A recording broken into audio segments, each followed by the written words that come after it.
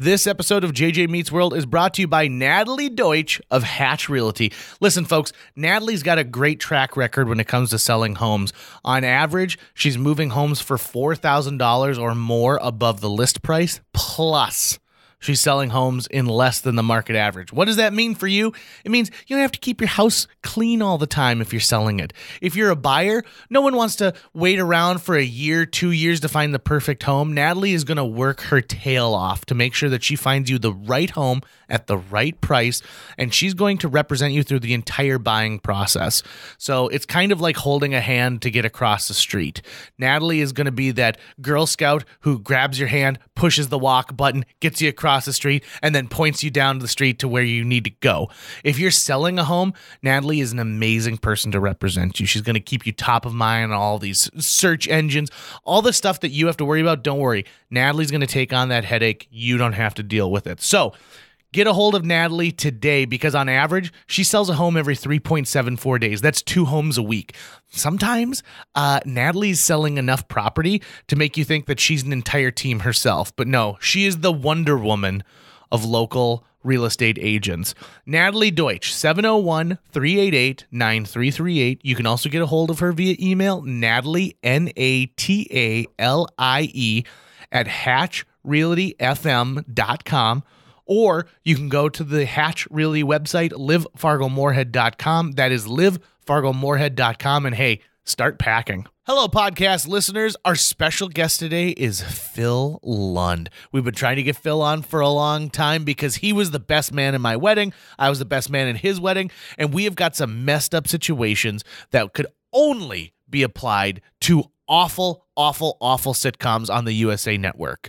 So when you're listening to this podcast, think about an episode of Suits, but instead of those characters, it's us instead. Plus, Tucker and I break down what a buffet should or should not be. And Tucker's got some very serious opinions when it comes to the ice cream. Listen, take notes, and go to patreon.com/JJMeetsWorld and support this podcast. 1, 2, 3, 4.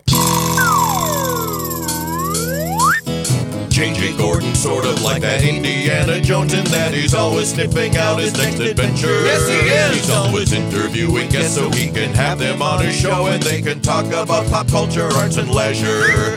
JJ has his flag unfurled and he likes his french fries curled, and he's fun and then he twirled as he goes to meet the world. He will march into the rain even if his ankle sprained. Take a peek inside his brain. This podcast is called JJ Meets World.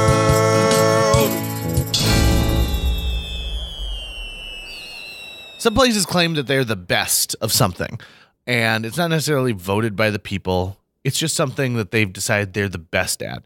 For example, moments before we turned the microphones on, I was telling Tucker about a place called Ted and Jen's Barbecue in Aldrich, Minnesota. It's on Highway 10. It's right near Staples. I watched a piece that WCCO put together entitled "The Best Buffet in Minnesota." Those are some bold words. That's a tall order. Now, this place did not call themselves the best buffet. The anchor at WCCO called it the best buffet. And so I watched the video and I'm like, yeah, I mean, it looks pretty good. And their buffets include things like a fried chicken buffet. There's a 4-meat buffet. That's the one I want to try. Ooh, that does sound pretty good. I believe it includes Swedish meatballs. But here's the thing. Endless mimosas? Oh, this is not the kind of joint that's going to serve mimosas. See, that's the thing is, the best buffet I ever had endless mimosas. So I think that what's the best buffet you've ever had? It was in God, where were we? It was on the poker tour. It wasn't the typical stop. We only went there one time. I want to say it was like St. Louis or something. Really? I can't remember exactly where it was, but I remember it was the swankiest, fanciest looking buffet, and it was morning, but they had every kind of meal you could want, and then they had endless mimosas, and they would just walk around just handing out mimosas constantly. You wouldn't even have to get up to go get it. Just trays of like, do you want another mimosa? Yep, here you go. Tons of shrimp. I mean, you know, the best buffets are the ones that offer you all sorts of genres of food. Right. You should be able to tour the world on that buffet. Right.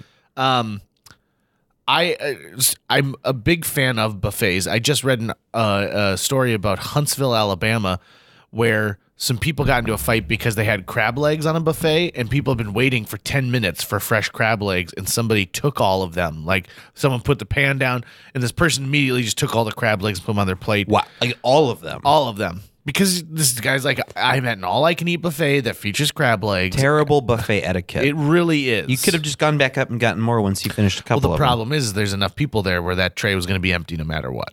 Okay. And so his thought was, I might as well walk away the victor rather than sharing with the rest of the people. A very Yertle the Turtle mentality there. And it escalated so quickly that they used tongs as swords. And blood was drawn. And I believe someone was arrested out of this situation. Now, I've only had one buffet situation where somebody has taken a plate out of my hand, but truth be told, the woman taught me something very interesting. So I went to the Royal Fork in Fargo, which used to be the best buffet. Oh, I've never had a good buffet experience there. Oh my God. It was amazing when I would go to it because it had a little bit of everything, which is something I liked. And they specialize in upper Midwest food. So those Swedish meatballs, the fried chicken that's, not so crispy and the skin's so good where you can just pretty much get the skin. That's all you want is skin. Yeah, fried the skin's chicken the best part.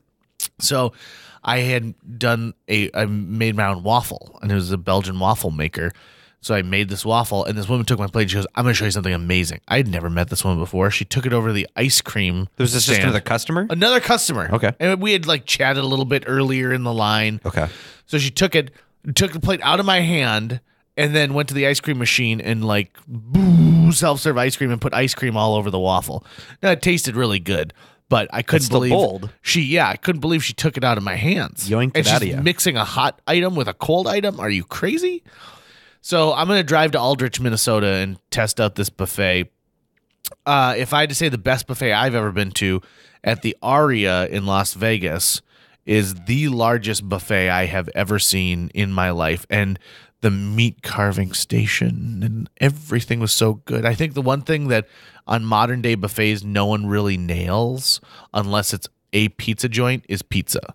Right. You needn't have bothered in most situations. Yeah, I mean it's always serviceable pizza. It's never they didn't put the time and love into pizza that a pizza joint would put into it. I would say I've never had good sushi in a buffet. Oh, that's probably true. Which is unfortunate because I love sushi, but at the same time, I understand they have to make a ton of it, and so they're not going to be putting in the time and care that you need to put into a sushi roll to really make it sing. Where you have someplace in Fargo like Azumi's, which is all you can eat hibachi and sushi. Right.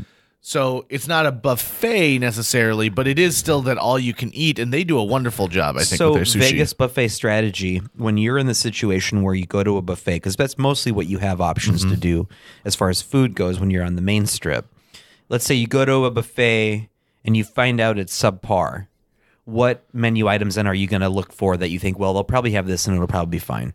That's a good question. Well, I will go to the carving station immediately. Okay. So if they've got carved meat of any kind, so slice of ham, slice of roast beef, something like that, I always think that is manageable. And I can always get my fill on salad items. I like salad items. Right. So if I need to lean into something big time, it'll be the crispy cucumbers and things like that. I rarely eat dessert at a buffet. Okay.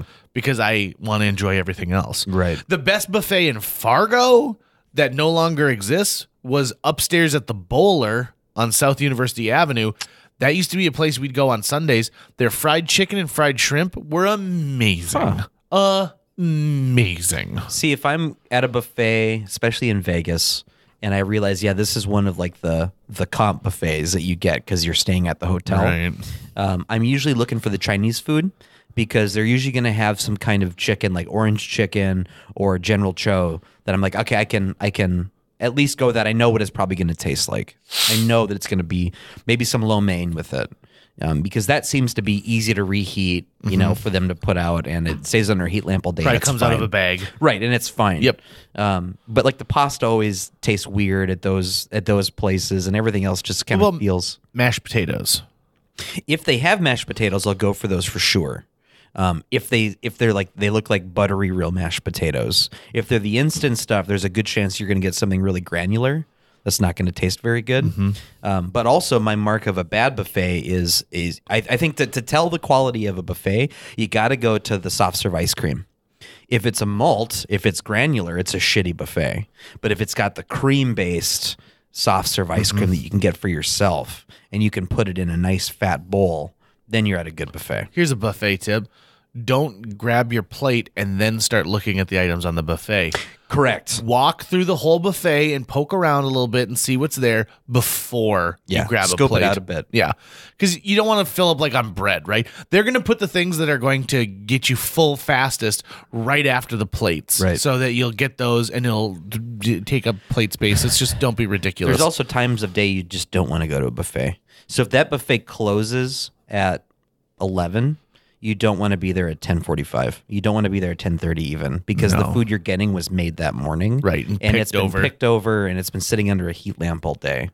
I also don't think at the very beginning of a shift is the best time either. Right. I feel like if it's a buffet that runs all day long, like noon 30-ish. I'd say an hour into lunch hour starting. Yeah. You're an hour into what people are typically eating lunch. Yeah, that's a strong time. It's freshest ingredients. It's going to have high turnover because people are eating it fast, so they got to replace it a lot. Exactly. So you're getting something that's fresher. Yeah.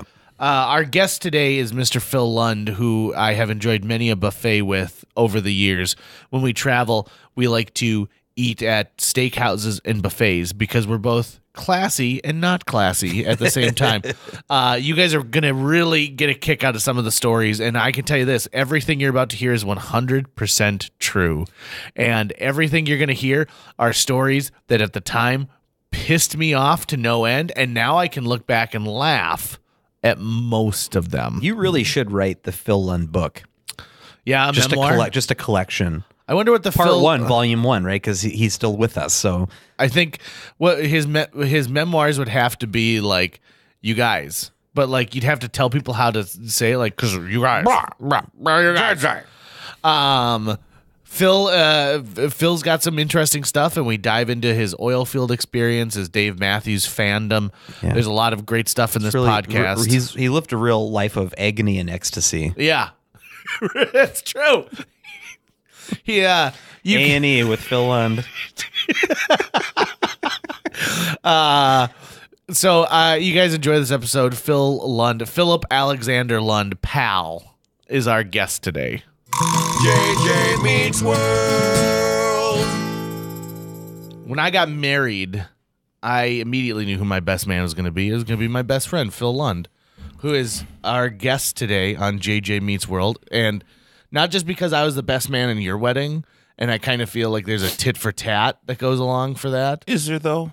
I see. That's my question. So if you are invited to be somebody's best man, and then they... then you get married, are you obligated to make them your best man? I don't know. Okay, let's go with Curb Your Enthusiasm. Yep. Because like Funkhauser, if he got remarried, Larry would have been his best man. Because you're my best friend. We're not best friends. They're not best friends according to Larry. So I don't know. Do you think there's a lot of times where people think, oh, this person's my best friend, and they tell other people that, and for years assume that they're best friends, and then when the other person is finally like brought to face with it, they go, we're not best friends. No. My best friend is Martin Hensley.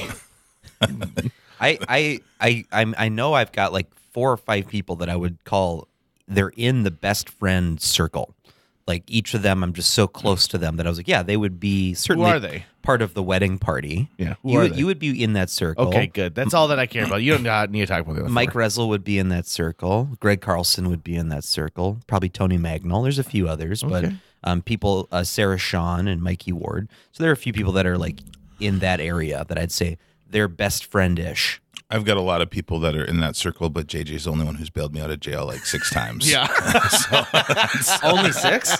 I don't even think it's 6. 4? Oh, No? I stopped at one point. I was like, I'm not bailing him out anymore. Yeah, And I like- stopped going to jail because Yeah. it became less convenient for me. I bet there's the only person that there are more stories of that people have in town more than JJ is of you though. Yeah, but I'm low key about it. Like I'm Right. not, because I never went into the public life. Like if Right. you think JJ's got some crazy stories, wait till you get to know Phil. and that's the beauty of Phil, right? Phil's lived life. You got experiences up the wazoo. And I want to talk about one of those right off the bat. Okay. So it's 2002, and Phil and I were just getting ready to move into an apartment together. I had graduated from high school. We were going to move into an apartment with another dude, Cody. What year were you, Phil? 01. So I was 1 year ahead. Okay. And for some reason, we were just hanging out in the basement of my parents' house, and Phil had purchased some off-brand deodorant that day, and suddenly he was like, "God, oh. And I took a picture of it because his armpits had broken out into what looked like big boils. It looked like something from a Walking Dead or a Resident Evil movie. Yeah, it was pretty bad. And you could tell Phil was in some serious pain. And so we started this chant of, let's take Phil to the hospital. Let's take Phil to the hospital. So what, 6 of us? 6 of us, including Justin, our friend Justin, who thinks he's a doctor, but he's not a doctor. Yep. And so here's the thing. It's totally inappropriate for that many 19 and 20-year-olds to bungle into the emergency room together when only one of them needs care. Phil ended up with a chemical burn on his armpits. Yeah. Thank you, Our Family Corporation. No wonder Sunmart's not open anymore. Right? You know? That was that was scary because here's the thing. Nowadays, when you think about that, you could have lost all feeling in your armpits. It could have messed up some of your I don't know. I'm not glands. very ticklish there. Really? So it did teach me a valuable lesson, though, because after that, I just bought the best of everything. And people can make fun of me, and be like, oh, I won't buy like even Leonardo macaroni and cheese. I got to go with Kraft or Velveeta. But after experiences, you always, you pay for what you get.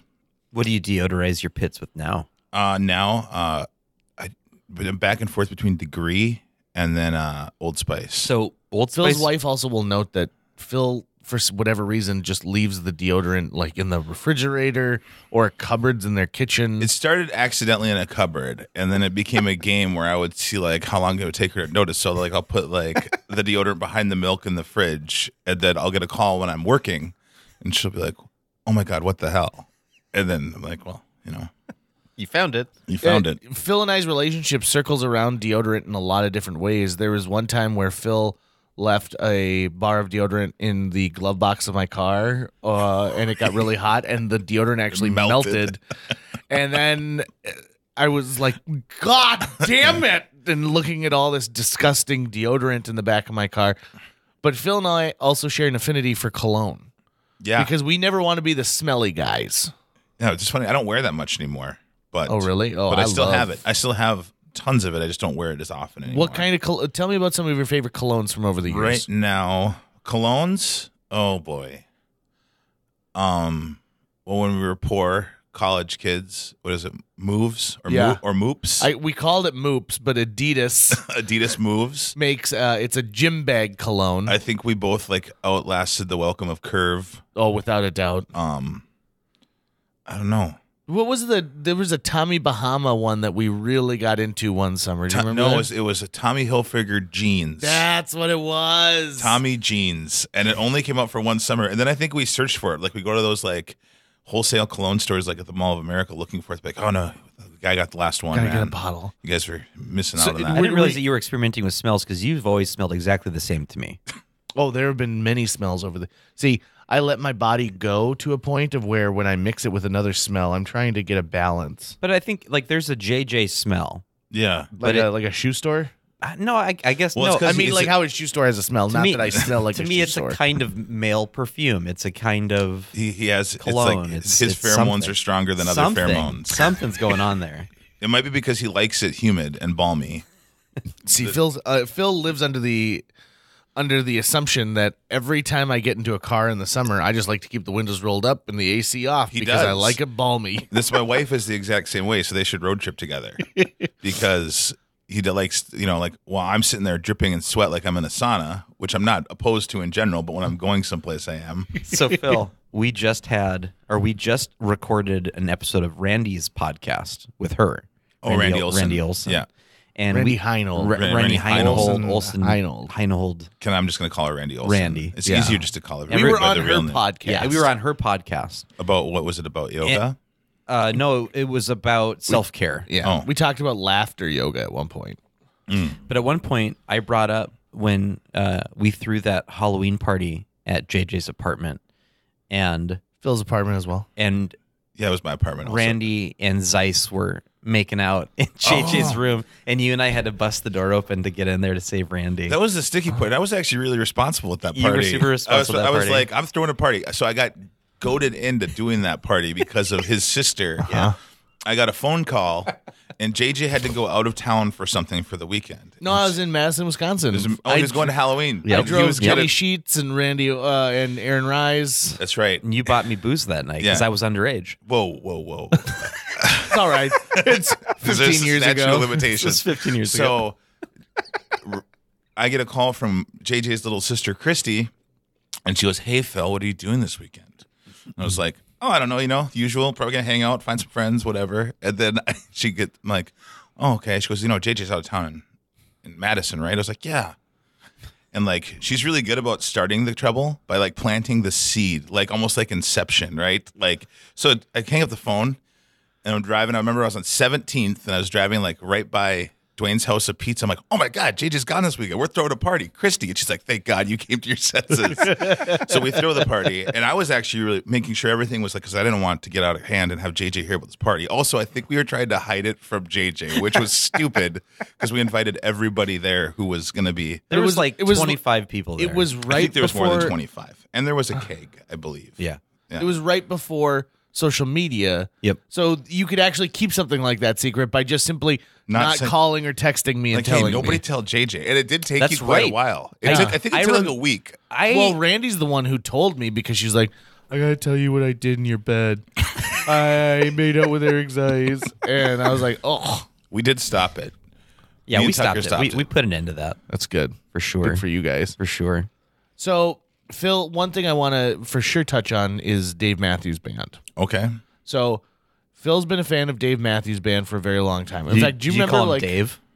Do you refer to him as Dave? I don't know. Because JJ does. I call him Dave. I mean, because that's his name. I'm not like Dave. Like, there's a difference. Okay. I'm like, "Hey, you're gonna go see Dave this weekend?" Yeah, but I'm not like, you know, Right. and check out Dave? I'm not wearing like a poncho with my dreadlocks. Right. You know, I mean, you could say like you're almost wearing a poncho today while we're recording this. I am. This is. Not oh, guys, I'm not that big of a Dave Matthews fan. That's poncho adjacent for sure. It is. Are you wearing Birkenstocks too? No. Tennis shoes. Sweet kick. So, Phil's been a fan of Dave Matthews Band for pretty much as long as I can remember. No, that's not true. Really? So when did it's you all get has into to, him?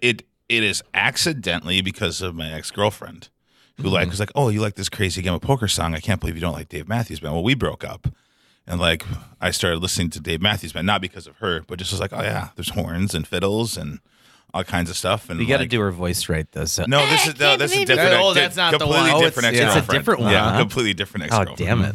Yeah. And so then I just got really into it. We started going. I went to one show, and I think that's what was the kicker. I liked it, but then I went to one show, and they're incredible. They're like one of the greatest live things I've ever seen. So I've seen a lot of live music. Phil harps on me for years about how I got to see Dave Matthews. Dave Matthews is so good. And I'm like, ugh, I hate Dave Matthews. So then Dave comes to the 10K festival, and I watch one song, and I'm like, nope. And Natalie Deutsch and I, previous podcast guest and the sponsor of this episode, she and I take off halfway through the Dave concert. And I hear a lot of people tell me, like, ooh, the 10K set wasn't his best, and he took some real leaps. So then I had completely written off Dave Matthews Band until Phil comes at me again and says, listen, will you come with me to, was it Alpine? It was East Troy, Wisconsin. East Troy, Alpine Wisconsin, Valley. Alpine Valley. He goes, I'll pay your entire way. We'll stay in Lake Geneva, which is where the first Playboy Club was. Hugh Hefner had a big house on the lake, and the town where Dungeons and Dragons was invented. No surprise that those things are in the same spot, right? Right. It's like, for those in our area, a Detroit Lakes times 100. So it's a. I would say it's I would say Detroit Lakes is actually better, but it's like Detroit Lakes for the Chicagoland area. Sure. It's like where all the Chicagoans, Chicagoans. Chicago. Well, you were one, so you should know the term. Right? Well, it depends. They call themselves North Side or South Side. or burb. Metropolitan Illini. So So we go to this we go to this or I agree, not knowing that it's not just one night of concerts, it's 2 nights of concerts. And so I go, we fly into Chicago, and that first night, like a newborn baby opening its eyes in the hospital room for the first time ever and seeing the world, my life opened up. I bought a sweet sailor hat on that trip that I wore to the concert. And here's the thing about Dave Matthews Band. For everyone's like, ugh, Dave Matthews Band. You got to see the show live, because half of the show are the people that you meet and you make instant friends with. And it's an amazing experience. Good vibes place. Yeah, great vibes. I mean, let's put it this way. There's nobody's having a bad time unless you're my wife at a Dave Matthews Band show. She has a pretty rough time. I think she just for the doesn't most like it. Doesn't like good vibes. I think my personal opinion is I think Dave Matthews is something really easy not to like, because if you are a fan like I am, you take a lot of shit for it. Right. Yeah. So throw a lot of shade. I don't know. I mean, I'm not going to speak for her and say that she actually likes it. I don't think she likes it. I don't think it's as repulsive as she makes it seem to herself. Gotcha. But I think because it's cool and because she's a little younger and, grew up in the phase where like, oh God, frat boys and blah, blah, blah, or whatever. But got it. I think that I don't know. People hate on it, but everybody there's having a good time. And we've met some really cool people. Yeah. See, there are a lot of bands that I hate on, but actually, I mean, Dave Matthews isn't actually one. I just don't listen to him. He's just not my thing, but I actually don't think he's bad at all. I think he is really good. Yeah, I mean, like I think the knock on them would probably be him, because I don't think you can really say a whole lot about the rest of the band because they're all extremely talented musicians. Dave's got these weird things he does during the show where I don't know if he's trying to be funny or if he's just kind of saying what's on the top of his mind, but like we saw him in Chicago at what used to be an old steel mill that they tore down. So there's like half chunks of wall and rubble, and they created this festival space on the lake in Southside Chicago, which they didn't plan out, by the way, because then 60,000 fans leave and they're in Southside Chicago, and there are police helicopters with the spotlight shining down. Damn. They didn't know how to get rid of everybody. Just imagine the culture in the South Side of Chicago. And we're not talking like, we're just like 5 steps off Michigan Avenue, Yeah. We're talking like what was it? I think 97 blocks or something like that deep. And so the neighborhood, the diversity of the neighborhood is very non-white. Let's put it that way. And then you got a bunch of Dave Matthews kids who'd show up like, skit-scatting. Yep, and there's no cabs. There's the public transit is so overwhelmed that people can't even get through the turnstiles. It was. I mean, Dave Matthews Band crowd is basically as close as you're going to get to a white race riot. Well, so here's the thing. But they're also peaceful. Yeah, at one point we're walking down the street with 1,000 other people who went to this concert, and the concert goers represent all races. Yes, all races, all ages. But the problem is they are in an area that doesn't necessarily want them to be there.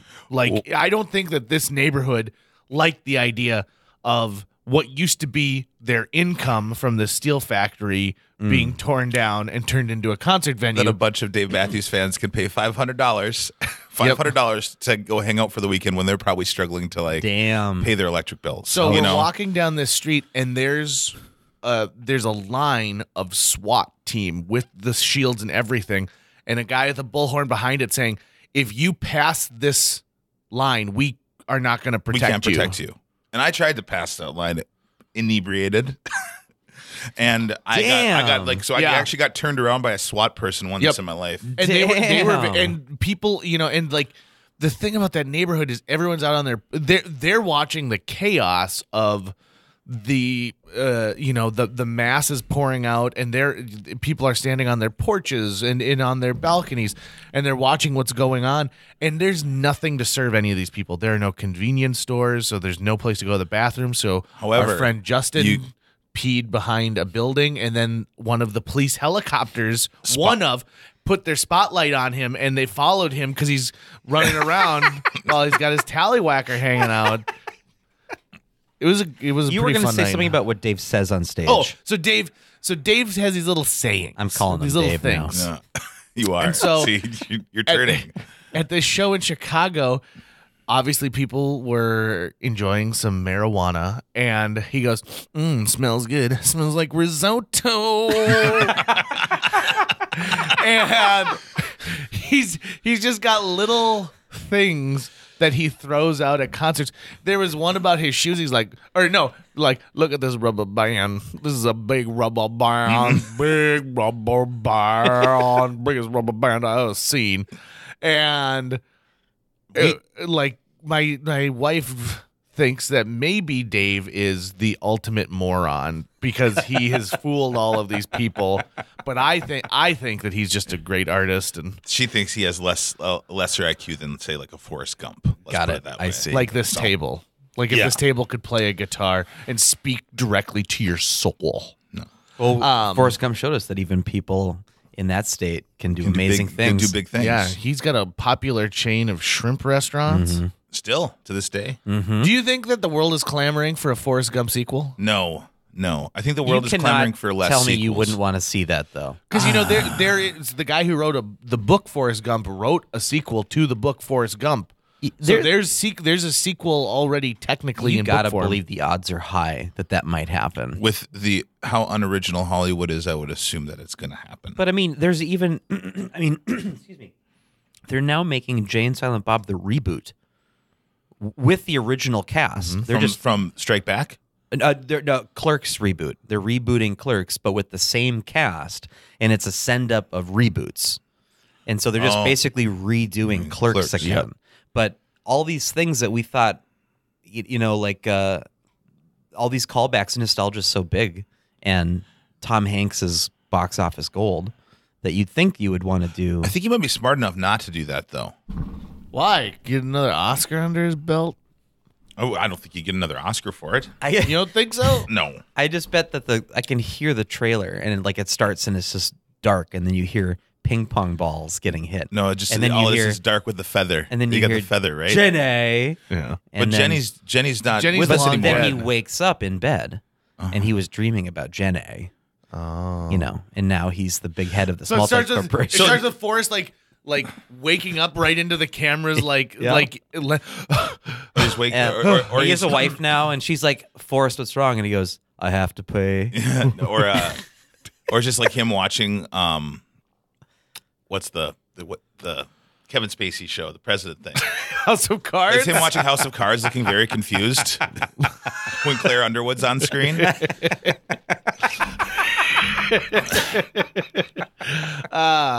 Okay, so let's talk about some trends, because Phil is a trend forecaster is the term they use like on Instagram I nowadays. try to be a trend forecaster. I'm not very good at it. But What does this mean? Phil's been really good at picking out stuff that is going to become popular years down the line. For example, at one point we had a business venture we wanted to start where we were going to launch a website called Where's Phil Tonight? Okay. And people would log on, and at 6:00 every night we would post where Phil was going to be hanging out at a bar, because Phil always curated the jukebox, and there's usually something messed up and awesome that was going to happen at these places. Really And was so- an excuse to try and like monetize going Yeah. out and partying. Like we'd get the bar to cover part of it. you know, they would be like, "We're going to cover your bar tab if you show up here and say you're here, Phil." It was, and that was the idea, is Where's Phil Tonight? And because people would be like, well, where are we going tonight? Where's the party? What's the haps? Let's go to where'sphiltonight.com Okay. using our Netscape Navigator browser. So the genius of this never made it further than, we got to do this. You're right.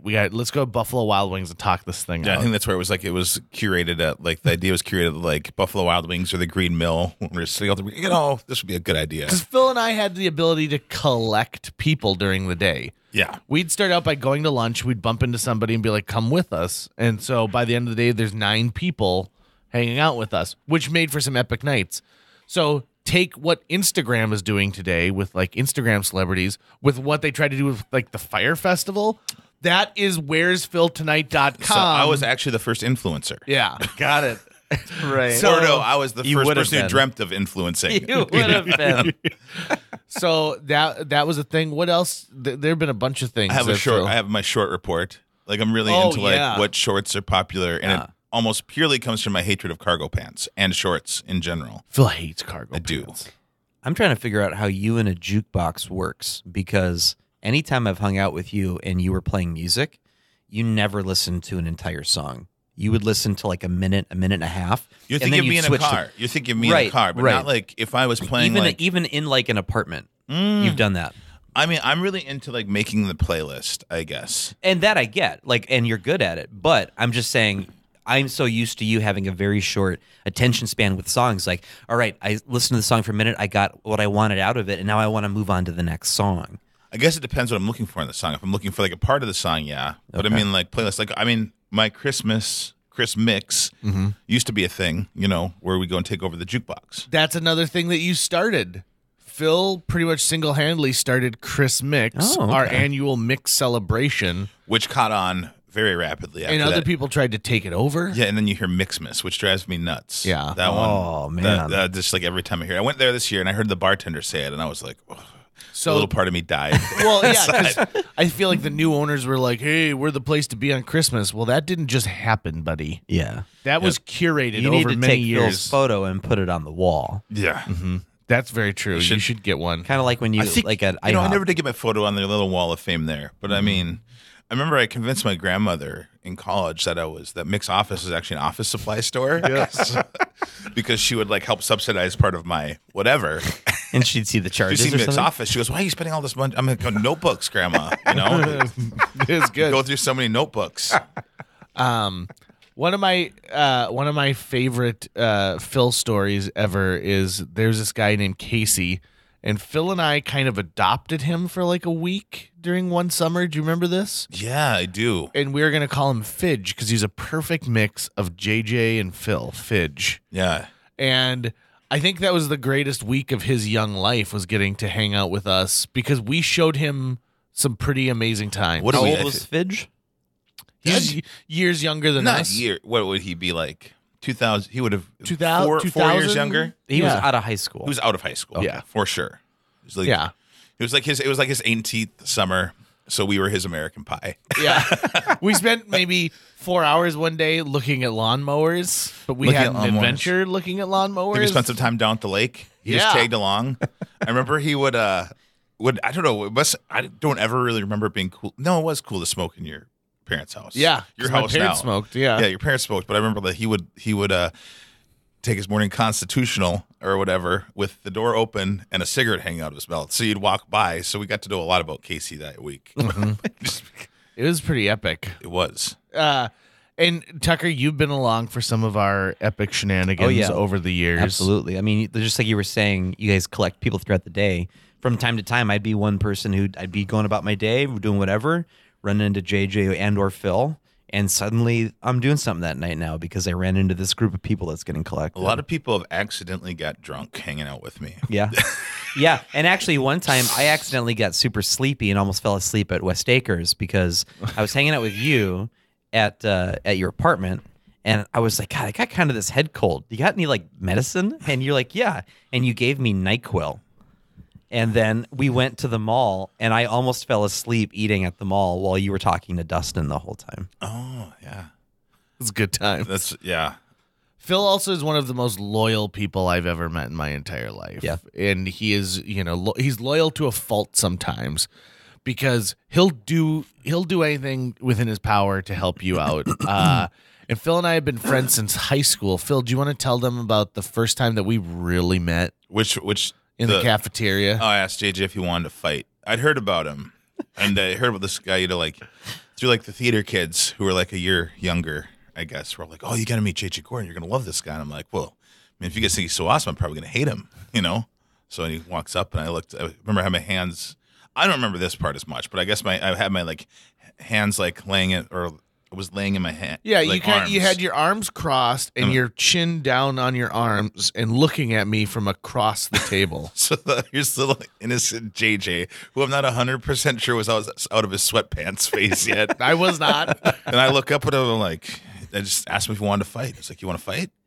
It's like, And I did not. it's like prison mentality. He's like, what? No. But the person I am today is 100% because of Phil.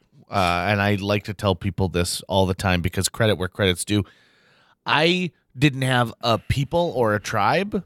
And so Phil was the one who really encouraged me to like audition for a play. And so then I did my first ever play my sophomore year. It was the one act that the Death. Woody Allen one act. Yeah. And- All to my chagrin, because let me tell you how this works. So like everything, I'm like, hey man, try out for the improv club at school. I think you'd be good. He's like, okay, cool. Are you sure? I'm like, yeah, you're gonna be great. Next year, he becomes like, so I create these monsters, and he becomes, because it's JJ and he's just naturally popular, And there's me, who I have some like, I think I'm a nice guy, but I also could see how I rub people the wrong way because I'm very steadfast in my beliefs. Really on top of it. And so he becomes the vice president of the improv club at that point. And the president disappears. President disappears. He goes on some weird, like, searching for himself sabbatical. I can't remember exactly what was going on there. This was in high school, too. Yeah, which Yeah. puts me into power. But I said, I remember You were the Dick I Cheney. So I said, what I can't remember. I said bastard? Was it no, I didn't say bastard. What ultimately got you kicked out? I think I mean like, is that a something in your pocket, or are you just happy to see me Is joke? that a Barbie in your pocket, or is that just something, or are you just happy to see me? Which is an old Mae West joke. And Phil, when Phil was confronted in high school for being kicked out of improv for lewd conduct, he came fully prepared. He's like, this is a Mae West joke. You can say this on television. I should be able to say this on stage. Decades old. I didn't do anything wrong, but I think they just wanted to get rid of me at that point. There was also a tongue motion that went along with it that I think was the kicker. I don't know if there was a tongue motion. See, what's funny, though, is that the very first performance that the North High Improv had, we brought Dustin Buchanan on stage, who then said faggot. Yep. And he didn't get kicked out of I anything. think he said fag. I don't think he said. Oh, did he? I don't think it was. I think it was a little more slang. I don't think it was, because the thing is like both are bad words, especially nowadays, right? Yeah, Always yeah. have been. But I think if you say fag and then you say faggot, But even that sounds a lot worse. But even just saying fag, I would say that is worse than what you did. I completely agree. Oh, However, especially going to another school. Going to another school, but Dustin yep. was just like, I yeah, had he's fine. I had outstayed my welcome, I think, at that point. Okay. I think Do you want to know the moment that I wanted to kick Phil out of improv? Yeah. So we were taking promotional photos for improv that we were going to use during Spiritacular. And one of the parts of it involved us like walking down the other end of the school while swim practice was going on. And Phil was like, I'm going to jump in the pool with all my clothes on. And I'm like, Phil, don't disrupt this other club.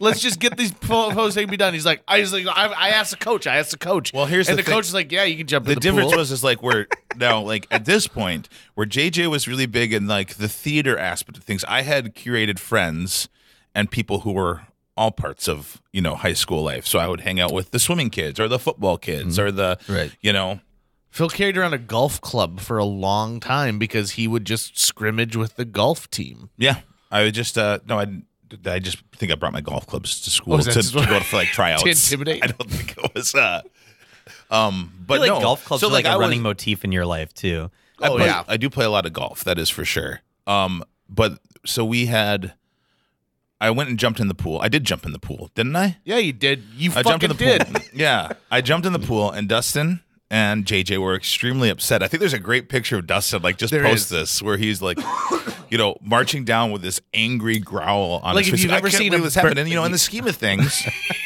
is it that big of a deal that a guy who was friendly and knew the swimming coach, Right. and knew all the kids on the swim team, would go jump in the pool Right. with the swim team? I think it was like relations. It made us look more relatable, I think. And you have now since walked away with a good story, so I think you win in the end. Yeah. Like, oh, that crazy story about when Phil jumped into the pool. I spent so many hours in high school with people giving me that come hither finger because they needed to say, I understand that you and Phil Lund were disrupting swim practice yesterday. And it's never just me. It's never just Phil. Like, I would get roped into these things and be a part of it. That's why I was so dead set against it. Like, just let's stay in our lane. Let's just stay in our lane for this one.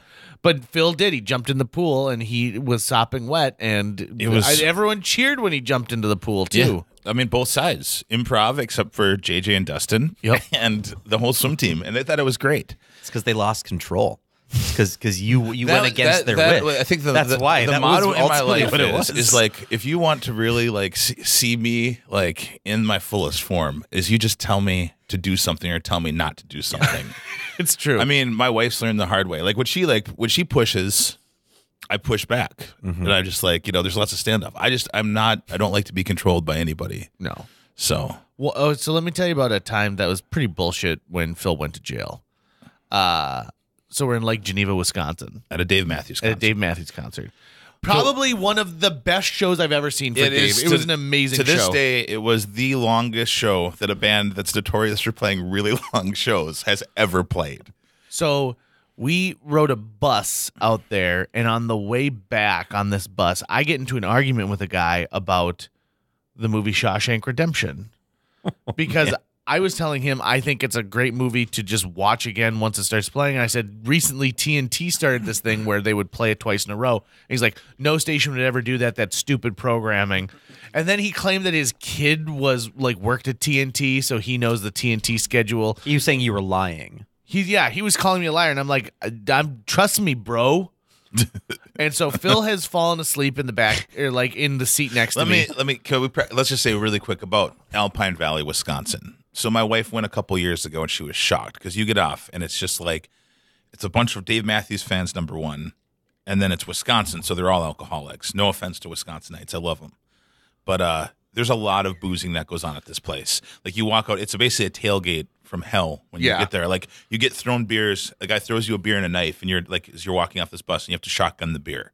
So of course, when in Rome, Right. I'm doing this. So now we're back to the bus. So we're in the bus, and so Phil has fallen asleep. The bus drops us off in downtown Lake Geneva, which is a sleepy little like lakeside town. It's nice, and there's a lot, like a main street of businesses. Our hotel is probably like 3 blocks away. Okay. And some of the best buffalo wings I've ever had are at this little tiny pizza shop in Lake Geneva. They're amazing. And they know that the Dave Matthews fans are coming back, so they're going to stay open late. So the plan is we're going to... Chicagoland Pizza. Done, sir. So we're going to go to this buffalo wing place, but we want to make last call at a bar first. So we pick a bar, we go in there, and the first thing that we find out is that our bartender's name is Harry Balls. Hold on a second. We were with Aaron Rise and Jamie Irie. We sent them to go back to our hotel. Like they stayed. Yeah. We had a massive suite.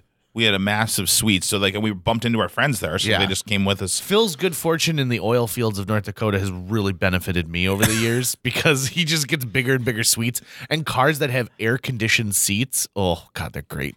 So we send them back to go to bed. Yep. We go to this bar. We have a couple shots of Jack Daniels. We meet Harry Balls, who shows us his ID. His name is Harry Balls. We're like Harold Balls. Wow. Yeah.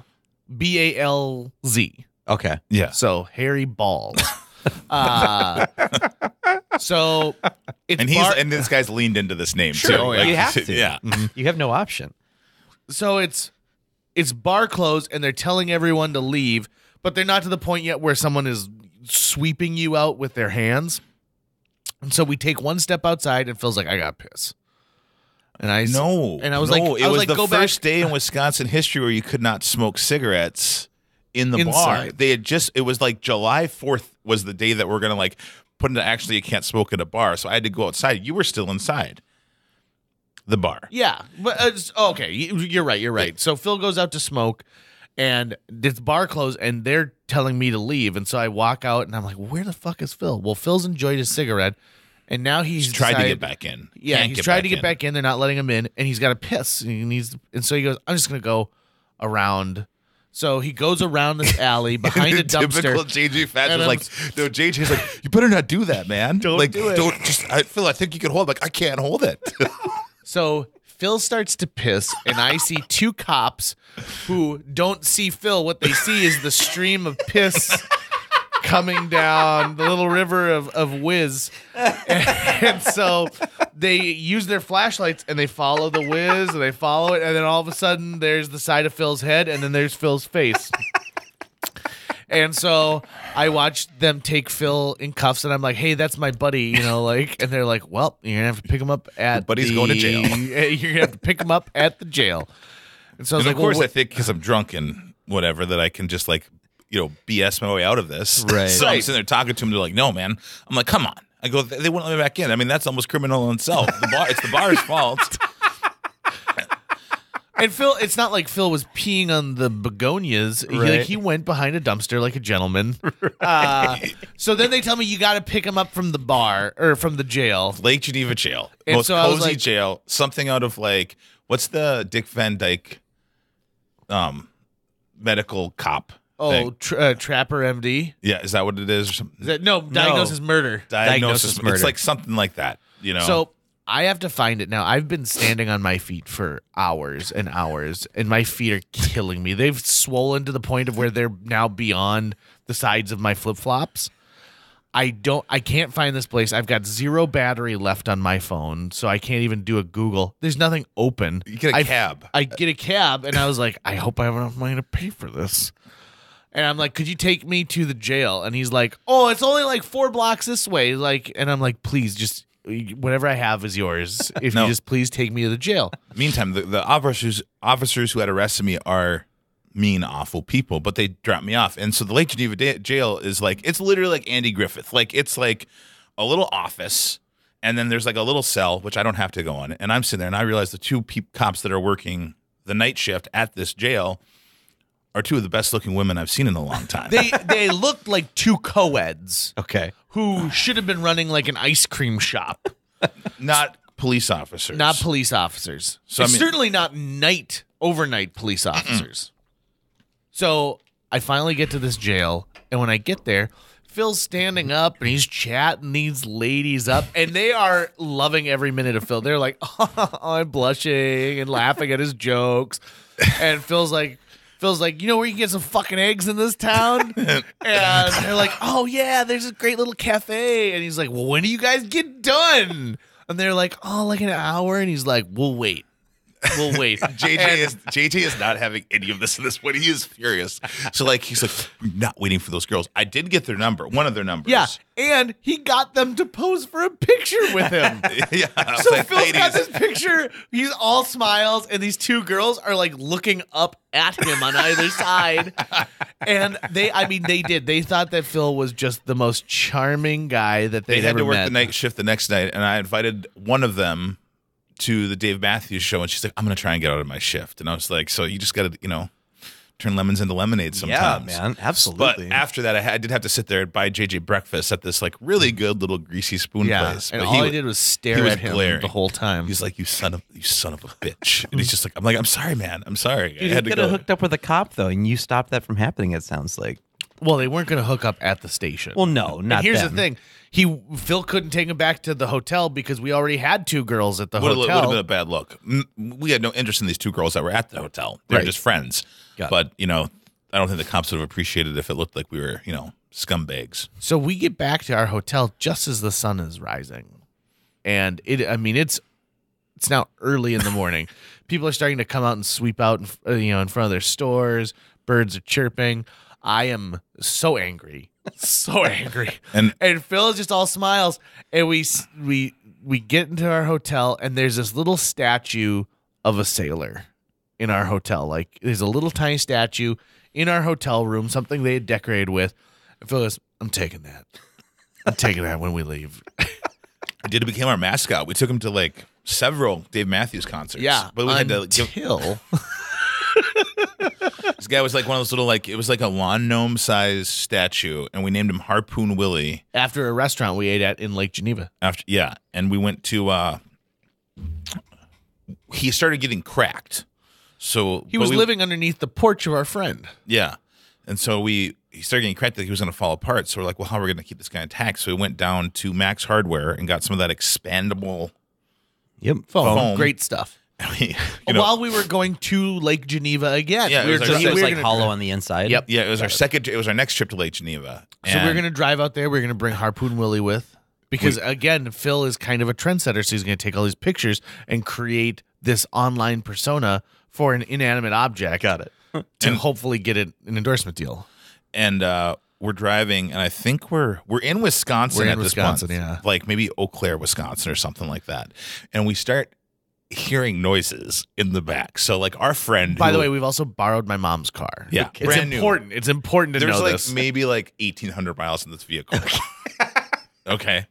So we start hearing like little like pops and crackles. Well, our idiot friend who worked at the hardware store has a tendency for going overboard on a lot of things. So he takes these expandable foam things, and when we probably only needed like a quarter of one of them, he fills this small lawn gnome-esque sailor man with a telescope up with like 3 cans of it. Yeah. If I'm correct. You don't need that much at all. And at this point his legs have fallen away, and the bottom looks like Slimer, the bottom of Slimer from Ghostbusters. And it's hard, right? Yep. So like we figure we're good to go. But the sound we hear sounds like if you shook up a bottle of pop and then opened it just a little bit, so it kind of like like the gas is coming this out. guy has like cracks on his face that are oozing out. yeah, like his eye, like there's a part where it pushed his eye open, and there's a big long stream coming out like one of those firecracker snake things. And JJ's driving, and he's like, "What the hell is that noise?" Like, I turn around, and look at the back, and terrified know what's going to happen because I don't even know. I'm like, "JJ, you need to pull over this car immediately." So we pull over on the side of the road, and we have this thing. He's like, "What do we do with it?" I'm like, "I don't think we should touch it. It's going to explode." Because I mean, there's so much trapped energy behind this face. And part of the reason is because with great stuff, it needs to react with air, like it needs to with the oxygen. And so what Travis has done, I'm going to call him out right here. Travis is our friend who worked at a hardware store for 10 years, but doesn't know how fucking great stuff works. The outside has all cured, but the inside is still reacting because there's a little bit of air getting to it, just a small amount. So the pressure's building. It's building, but it's also still liquidy inside. So as it's bursting open in an area, it's starting to foam. Yeah, it's starting to foam, and it's starting to pour out of Harpoon Willie. No, that's again, we're in JJ's mom's brand new vehicle With leather seats. With leather it's also seats. important to note that. with leather seats. We pull in. So like we had to give this guy a funeral. So we left him in. Where do we put? We threw him over that bridge. We threw him over a bridge because he's a sailor and he should be put out to sea. Yeah. And we've had lots of good times. I think he made it to like 10 concerts with us. And the thing is that even after we pulled over and we really assessed the situation, parts of him were still popping off, and like we thought there's no way that this thing is not completely full of great stuff still that still wants to expand. So we throw him over this bridge in Wisconsin. Hopefully he made it to the ocean. Certainly it was an environmental disaster. Well, then we had to go to another hardware store, and we're like, "So we need to get some." He goes, "Well, why do you have that there?" And they look at us, so we try to explain it. Well, we had this, little sailor man, and then JJ's like, "I'm always like going to try and explain everything," and JJ's like, "Just don't talk, Phil. Just don't talk." And do we ever tell your mom what happened? No. So he's in the back seat, and when we pull him up, there's now foam all over the back seats, and you can pull it off, but it's all there's a sticky residue. The two things that get rid of this are gasoline. Yep. Which I think we might have tried, and turpentine. Gugan won't do it? No. No. Oh, no. Oh, we were well beyond Gugan at this so point. we go into this hardware store and we lay out the situation like Phil says. Well, I'm looking for something that's called like mineral ketone ethanol. It's MKE. It's a thing that strips down industrial paint thinner. adhesives. Okay. And so I'm trying to find it, and I can't. And the guy's like, well, we sell these wipes. And so they're made by the great stuff. So like to wipe great stuff off. I'm like, oh, fucking great. Thank God. Yeah. The scientists have figured this out. Horrible product. So we we go out there and we try rubbing it. And I immediately go, this is bullshit. It doesn't work. It doesn't work. Now, meanwhile, at this point, though, I'm like, JJ, just calm down. I'm going to go back in. Well, I've brought the entire hardware store out to look at the situation. Yep. So I got this old guy who's like, well, we could try this. So we end up using something that's so toxic smelling. Yeah. And we have to reminder that we have to drive. I think that's why we stopped at the Line and Kugel's brewery. It was, so we could air out the we vehicle. could air out the car because we were like getting sick in the car. We're like, Phil wanted to buy, was it brake cleaner? brake cleaner. Like Phil was adamant that brake cleaner was going to do it, and I was saying is SMKE. Everyone in the hardware store had their own opinions. By the end of it, we bought everything that everyone had an opinion of, and we tried it all. And what we ended up with was a seat where the the got it black up. leather seat. Yeah, we got it up, but it discolored part That's of what the I seat. figured it would. Kind of like if you accidentally put your jeans into the wash and someone put a little bit of bleach in there. Okay. Not a lot, so you get the white, but just a it's little teeny bit. discolored. And so I'm thinking to myself, how much is it going to cost to reupholster the back seat? We called Lundy. Yeah. Like on the road. And I was like, I'll just pay for a new seat. And the guys go, that's going to be like, and they're expensive. Like Yeah. a new seat's like $1,000. At least. At least. Yeah. I mean, like, you know, which is BS because it probably costs like $4 to make. And here's the thing. I was terrified of what my mother was going to do. We never told her. We never did. And she my never mother noticed. died not knowing what's going on. In fact, she died. At one point, she said, I think I left a bottle of nail, We're like, oh, Betty, why? What's that stuff that you use to like Nail polish remover. nail polish remover? And she goes, I think it spilled back there. And so I was like, oh. And I never told my mom the truth. And she passed away now 3 years ago. And that's one of my big regrets because for one thing, She would have mom- loved that story. She would have. And my mom would have understood. Also, I feel like it's something that would have happened to your mom. Like your mom would have like been, I mean, I'm not 100%. saying like Well, who knows, JJ? I mean, like maybe in the near future you'll use a Ouija board, and she'll be like, JJ, I assume that I my can't mom believe you didn't tell me that story. uses Stitcher in the afterlife to listen to JJ Meets World, the podcast. Why Stitcher specifically? Well, because I figured that's the one that they've really marketed to, you know, To the dead? to the next level of existence. or she listens on SoundCloud. We're actually not on SoundCloud. We are on Stitcher. Stitcher? Yeah, What with about Spotify We are on Spotify, and iTunes? and we are on iTunes. Well, Do we own JJ Meets World .heaven?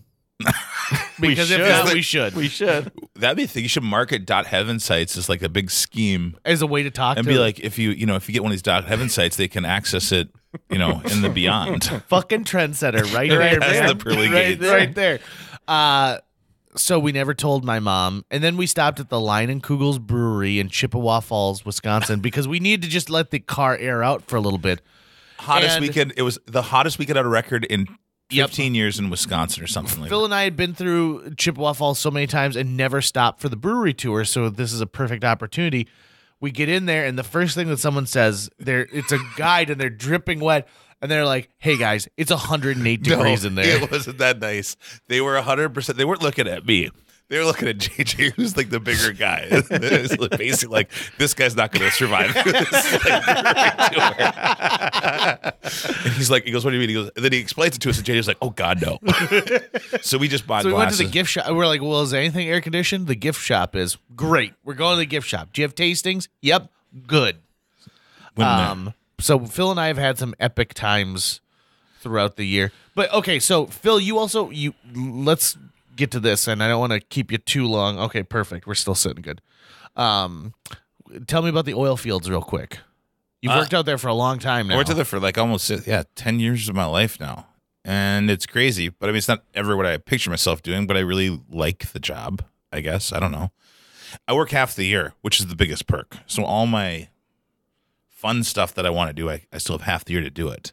Is it really what everyone thinks in the western part of North Dakota? Like, I mean, it's crazy. I'm sure some stuff is. It's not really. I mean, my Probably job, not anymore because the rush isn't happening. now. my job is very benign, and like I sit in an office, make sure a budget stays on budget. If the budget's looking like it's going to go over budget, I make a phone call. I make very few decisions, not out turning wrenches or.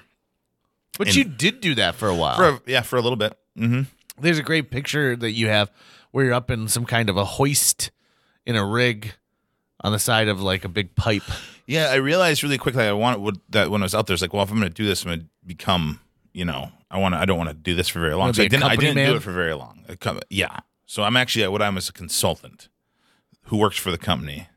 So I work for the company men. But it's like, I mean, I don't know. It's a good job. You get to work with a lot of great people. I think there's a lot of like misconceptions about it. I'm not going to say there's misconceptions. I'm not going to politicize it, but there's misconceptions about the people who are out there working every day just to send money home to their family or make a living. Last time I was in Williston, I saw a man driving down a very busy road, scratching his back with what could only be described as like a Rambo knife. I don't believe that. Yeah, there's a whole. You can ask previous guest Britta Nelson about it because she's the one who saw it. And she goes, "JJ, look at this," and so unsheathed, using this knife to scratch his back. And I said, "What if he hits a bump? He would stab himself." If he's Caesar got style. back knee. You know? Yeah. Oh, is that what you think he's doing? He's taking care of his back. He's lancing boils. I don't know. I mean, through the most part, it's like my family's from there. So like I've seen Williston and the western part of the state go from like a little 12,000 person town to something completely out of hand, like, you know, to something back to like a pretty normal place to live, I guess. I don't know. I don't mind. I would Is never. there still a Fuddruckers in Dickinson? No, there's a Fuddruckers in Williston. I will say this: I would never move my family to Williston full time. All the good things I say about it said, like it's just not like my kind of place. But Not my kind of place. At one point, Phil was living in Williston, and he came back for, I believe it was Star Wars Episode 2, Attack of the Clones, the camp out for that. And someone asked Phil, when are you going back to Williston? And he looked off into the sunset, and he said, never going back. never going back. There's something that I think that we should address right now, though. Something that's a real elephant in the room. Okay. I think. JJ, are you trying to grow a mustache? Oh, God. Last night I was playing a character I've created with our first podcast guest, Scotch Noel Anderson, named Scotty Rabidowitz, who is the man who founded the North Dakota Apartment Wrestling Federation. And last night, the Valkyries of the Valley had their spring spank down. Okay. And Scotty was invited to do color commentary during the event. And so I usually wear a fake mustache, but for whatever reason, I shaved my face, left what little tiny whispers I had here, and then drew the rest in with an eyebrow pencil. It looked pretty good. So if you obviously can't see it because we're audio right now, but JJ has the kind of mustache that's like one of the most incognito mustaches, like a mustache disguised as not a mustache. So then you look at it and you're like, wait, is that a mustache? Like if a mustache could wear a mustache that makes it look like not a mustache, that's what JJ has right now. This mustache needs to be filled in with some color. Yeah, really. Or removed entirely. As long as he's not. So like I just saw a picture, and it must have been when JJ and Jill first started dating, because I think it was Rutland. And do you remember? Well, you were down there for a lot of that, Tucker. Yeah. Do you remember the beard? Yep. Oh yeah, I've tons of So pictures. he of the can beard. obviously grow facial hair on his lip, and then nothing again till the bottom of the neck. But even that is sort of a messy deal. It was a it messy took a deal. The long hair time was to get long. it, and at no point did it look good. The neck beard I rocked, which was when the third Lord of the Rings movie came out, was disgusting. I look at and I let my hair go really long. I worked at Take Two Video, and I remember the day I decided I gotta clean myself up. I was walking from one end of Take Two to the other, and I saw my reflection in the glass windows, and my hair was billowing behind me. And I said, "Jesus Christ, I am a mess. I am the exact person I never want to see." Also, Phil is the only other person who I think I've shared this with. But what's my philosophy of people who go to the Empire? Oh, they have a body odor Yeah, but why? because they don't shower. Well, it's more specific. It was people who go to the Empire are the people who forget to put on deodorant. Oh, they forget to put on deodorant. It's not that they I have met my anything wife against at the it. Empire. Yep. Like they sniff. They're like, oh shit, I forgot to put on deodorant today. Yeah. There are so many things that happened in Rutland that could be its own podcast episode. I mean, from I don't know Rutland. if there's. I could go to jail. There might be a statute of I mean, limitation. there might be a on some of statute- there are we need to- stories that cannot be told from them. Right. You know, did we ever? Nobody died. Oh no, but there was pretty close. Well, I mean, Oh, Jake threatened yeah. to kill people for sure. Well, that will. You know, when But you have he when you have a 5, what is Jake, 5'4"? Yeah. A 5'4" naked man screaming into the window of the women who Think you're better than me? that stood him up on his date. Yeah, like, you think you're better than me holding a bottle of Jack Daniels. Well, didn't he burn kill Yeah, he wrote "kill" in lighter fluid on the street and then lit it in. in fire? This is like, it had to be like a 40-yard kill. yeah. Or when Dustin pretended to have a motorcycle accident. Yep, and then Oh, yeah. and then like oh and then god, didn't pay the ambulance. Well, you know, I mean, that's like a subject that I don't have time to get into, but like the whole like people, you know, our friend Dustin, who people who get involved with things that are just too big for them, like Harley Davidson obsessions. You could take an hour on people right? like that. It's taken me almost 6 months to collect every Goosebump book, so I set my bar nice and low. Yeah. But Dustin would be like, I am a biker now. I am a biker. Well, and then he would get mad at you. Like when he went from like Dustin who wore like, I guess at the time Volcom, you know, we were a bunch of like Warped Tour going wannabe punk kids, Yep. you know, listening to Blink-182 and Good Charlotte. Sideways of all things. baseball cap. Sideways baseball cap stuff. And so he goes from that, and then one day you run into him and he's got, you know, he didn't just like one day be like, I'm going to get a Harley Davidson and whatever. He got his Harley Davidson, which he couldn't drive. And then the uniform. So he had the bandana. He grew a shitty beard as well. Yep. He had a bandana, chaps, leather jacket, everything, and just like these gnarly, like almost like flame shades, you know. And so I walk in and I haven't seen him like this because, you know, 3 days ago we were listening to Blink-182 in his Toyota 4Runner wearing like bright yellow Volcom shirts, so that you walk out and he's like this. So I just burst out laughing and you get, what?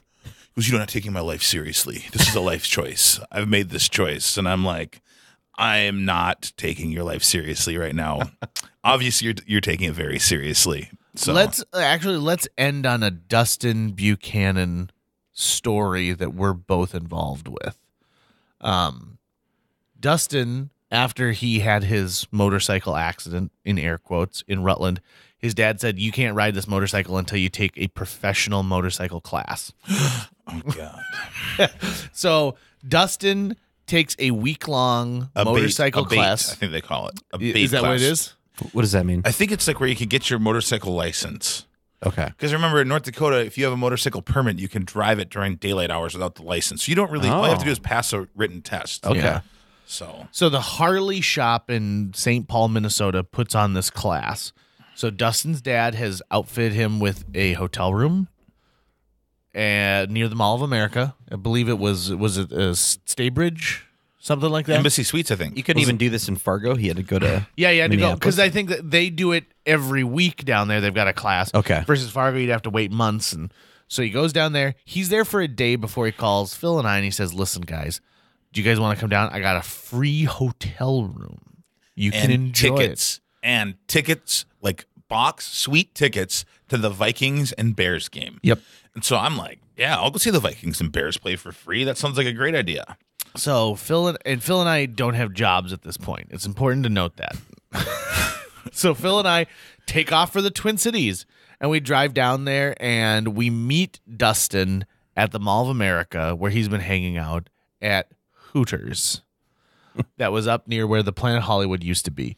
And so we meet Dustin, and Dustin's already had a couple beers, and Phil orders a big beer. I did not drink beer. I don't even was I 21 yet? I don't even think I was 21 yet. Oh, you had to be 20. Well, okay, so Jared and everybody was 18 at So least. I would have been 19 or 20. 19 or 20. Yeah. So Phil orders this big beer, and he takes a sip, and he goes, this tastes bad. And so Dustin drinks this beer. Now, by the end of this, Dustin is hammered. And so Phil says, well, I'll drive your car to the hotel. JJ will drive his car to the hotel. Where did you park, Dustin? And he tells us that he parked by a shrimp. Now, remember, like every parking section at the Mall of America is based on a state, and every state has its like little thing. And so we're like, well, it's got to be Louisiana. Right. So we assume what states associate themselves with shrimp. So we drive to Louisiana, and Dustin's leaning out of the car with his keys hitting the alarm button. Bloop, bloop, bloop, and nothing's going on. So then we think, okay, well, where else? Maybe Georgia? Georgia, Florida, Yeah. Maine, like all Yep. like the coastal states. So we end up driving through every parking structure that's at the Mall of America, which, by the way, holds something like 10,000 cars. It's an insane amount. Now we're in one that we're not supposed to be in because it's not a shrimp.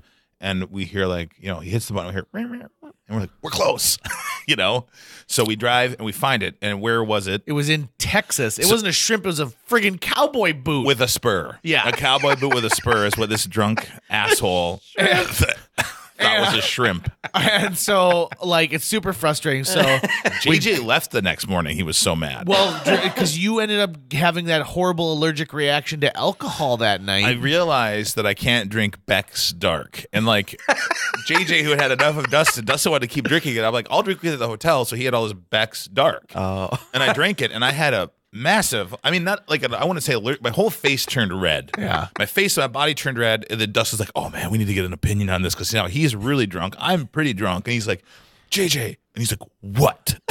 And so I'm just like, I'm sick and tired of like you two. He goes, there's something wrong with Phil. And then he's like, just tell him to go to bed. He's drunk. he goes, no, look at him. And JJ, JJ pissed off, looks at me, and goes, oh my God.